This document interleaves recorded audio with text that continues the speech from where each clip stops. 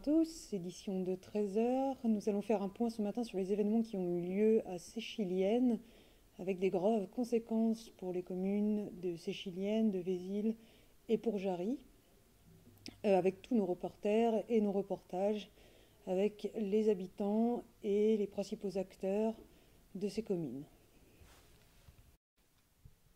Tôt ce matin, un séisme de magnitude 3 a déstabilisé le massif de Séchilienne, entraînant un effondrement partiel des ruines. Des blocs sont tombés sur la route, puis dans la rivière, formant progressivement un petit barrage. La préfecture a demandé l'évacuation d'une partie de la ville de Séchilienne, puis de la ville de Vézille. La préfecture nous fait un petit compte-rendu de la situation. Il y avait juste quelques éboulements sur la route. Et également, il y a eu des éboulements qui sont donc des rochers qui sont allés obstruer un petit peu la rivière. Et donc il y a le niveau d'eau qui est en train de monter. Et donc du coup, on a envoyé un message à la mairie de Séchilienne pour qu'ils fassent évacuer les foyers proches de la rivière pour éviter toute inondation. Et nous sommes en train de mettre en place, en train d'étudier la situation pour prendre toutes les mesures que nous devons mettre en place. Vous parlez d'évacuation ? Oui, on a fait évacuer donc les foyers proches de la zone où le niveau d'eau est en train de monter pour éviter l'inondation. Et en ce moment, nous sommes en train de mettre en place des mesures pour éviter que cette inondation arrive et impacte une plus grande zone. Vers 10h30, nos reporters se sont rendus à Vézille, juste en aval de l'éboulement, et ont pu interroger la population sur ce qu'ils avaient vu ou entendu. Passé à quelle heure Qu'est-ce qu'on vous a donné comme information, s'il vous plaît ? Là, déjà, je suis un peu confus parce que vous me l'apprenez. Moi, j'étais tranquillement sur la route en revenant de Séchilienne. Alors, en effet, j'ai vu un monde pas possible là, sur la 1091 qui partait vers le Bourdoisan. On a été bloqué, on nous a déviés partout dans Vézille. Maintenant, j'ai rien vu ni rien entendu concernant une potentielle évacuation. Là. À ce moment-là de la journée, un grand flou régnait dans les villes aux alentours sur la conduite à suivre. Quel est le message qu'on doit envoyer à la population ? Qu'ils restent calmes et qu'ils attendent. De rester à l'écoute pour plus d'informations. C'était le temps que la préfecture remette ses consignes aux différentes mairies. Simplement, nous avons donné des ordres concernant Sécheline, évacuation qui s'est très bien passée, mais nous n'avons aucun problème. Sur Jarry, il n'y a aucun problème, c'est du confinement dont on parle, et nous avons justement eu la préfecture de zone qui dépêche actuellement des moyens supplémentaires. Donc pour le moment, tout est sous contrôle. Ce confinement dont parle le préfet fait suite à une explosion qui venait de survenir dans l'usine d'Arkema. Bon, il y a eu une explosion, je peux vous le confirmer, sur l'usine d'Arkema. Une explosion ? Oui.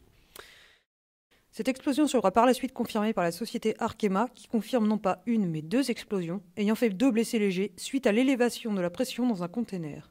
La société se veut rassurante sur la prise en charge de cet événement. Alors en fait aujourd'hui on dénombre 2 explosions sur notre site. La première s'est passée très tôt dans la matinée et en fait elle a été due au tremblement de terre. Donc celle-ci a été gérée de façon efficace par les pompiers et puis nos techniciens sur place aussi. Et sauf que on a ensuite une deuxième explosion qui en ce moment est en train d'être gérée. On envoie des pompiers sur place et donc là-dessus on vous tiendra informé quand on aura plus d'informations de nous-mêmes parce qu'on attend le rapport complet de nos techniciens sur place. Mais quels sont les produits et quel est le niveau de dangerosité des produits que... En fait les produits, on n'a pas encore le nom exact des produits mis en cause parce que pour l'instant la sécurité c'est principalement d'évacuer le site et le plan OPI a été mis en place pour... Pardon, OPI, vous pouvez vous le dire pour les auditeurs s'il vous plaît ?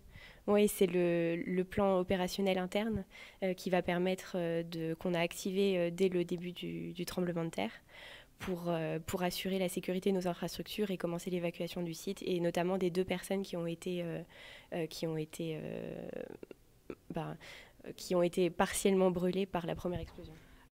Donc c'est faux de dire qu'on n'a pas pris les mesures nécessaires pour gérer ce genre de situation. On les a prises et elles sont en train d'être mises en place. Donc ça c'est la première chose. Et puis la deuxième chose, c'est que ce sont des effets secondaires en fait du tremblement de terre. C'est-à-dire que nos infrastructures sont capables de résister au tremblement de terre, mais que c'est en fait l'élévation de la pression de certains gaz à l'intérieur de containers en fait qui ont été des effets secondaires et donc par effet de cascade en fait qui a entraîné l'explosion du premier container en fait. Donc il ne s'agit pas ici de gérer la résistance sismique des infrastructures, mais plutôt de gérer les effets imprévisibles dus aux élévations de pression des gaz. Cependant, à 11h20, la population n'était pas encore tout à fait rassurée, ni tout à fait prête à rester confinée. Bonjour, nous sommes dans une rue à Jarry. On a rencontré une des habitantes qui souhaite prendre sa voiture. Maintenant, est-ce que vous pouvez nous dire pourquoi et quelles consignes vous avez eues, s'il vous plaît? Bonjour madame. En fait, je dois aller chercher mon enfant à l'école. Je n'ai pas eu d'informations, mais je viens d'apprendre par une connaissance qu'il y a un problème et qu'on doit rester confiné. Mais moi, je ne peux pas rester confiné, sachant que mes enfants ne sont pas là. Il y a un qui doit prendre des médicaments généralement à 12h30. Les médicaments ne sont pas avec lui, donc il faut que j'aille le chercher. C'est à ce moment-là qu'on apprenait que la population de Séchilienne avait à son tour été confinée, après qu'un camion contenant de la chlorine ait été retrouvé sous les éboulis. Et la population sur la commune de Séchilienne a été confinée parce que le camion qui a été accidenté contenait du chlore. La préfecture s'est à nouveau voulue rassurante. Oui, donc il s'agissait d'un camion de produits et de substances dangereuses, mais il n'y avait absolument... Enfin, c'était un produit de substances dangereuses, mais il n'y avait pas de problème majeur. Ça a été résolu, les vents étaient largement favorables, donc... Là, nous sommes en train de complètement régler la situation, tout revient à la normale. Donc pour vous, quand on vous entend, toute l'intégralité de la situation est sous contrôle? Pour le moment, oui. Dans un même temps, la situation à Arkema évoluait, avec un feu de train déclenché à proximité de l'usine par des projections liées à la seconde explosion. Pour faire court, et ce sera la dernière chose que je dirai. J'aurais une toute petite question. Non, ça sera la dernière.